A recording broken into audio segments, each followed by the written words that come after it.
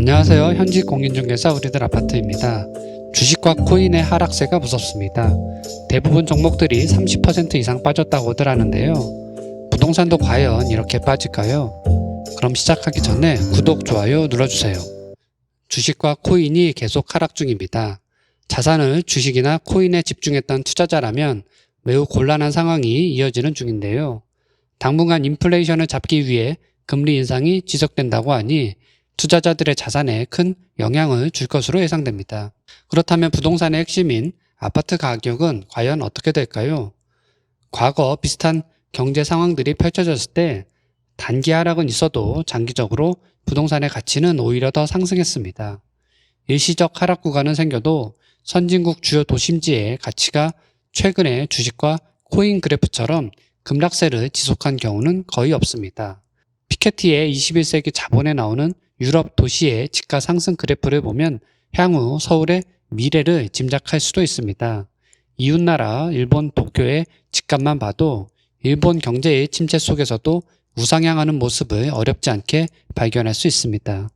개인마다 투자의 시기에 차이가 있고 투자 당시 여건이 중요하겠지만 서울 주요 지역의 부동산 투자는 여전히 유효하다고 보는 이유는 이 때문입니다. 부동산과 다르게 주식 투자의 무서움은 공매도를 보면 알 수 있습니다. 강남 부동산을 투자하는 이들 가운데 아파트나 상가 가격을 억지로 떨어뜨려야 돈을 벌 수 있는 사람이 과연 얼마나 있을까요?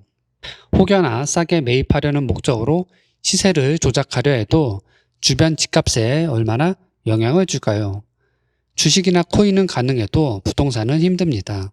때문에 부동산은 억지로 시세를 하락시켜 돈을 벌려는 외국인이나 기관 투자자도 없습니다.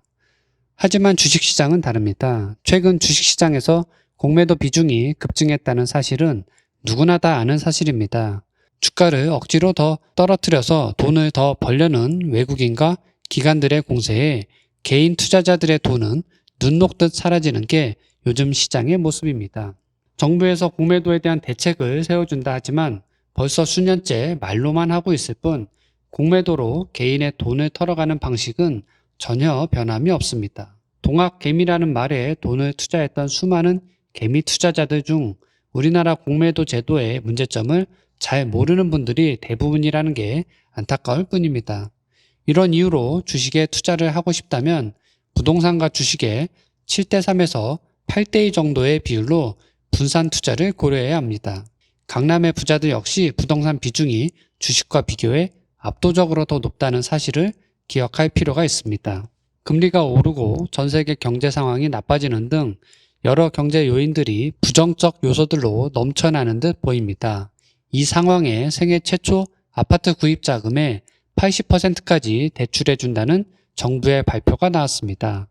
과연 이번 정책의 수혜를 볼 수 있는 사람은 누구일까요? 빚 갚을 여력이 있는 사람만 대출을 받아 집을 사라는 말은 얼핏 당연해 보일 수 있지만 요즘의 시기에 이전보다 두세 배의 이자를 감당하며 영끌하듯 최대 6억의 돈을 대출받아 집을 구매할 수 있는 20, 30대는 그리 많지 않아 보입니다.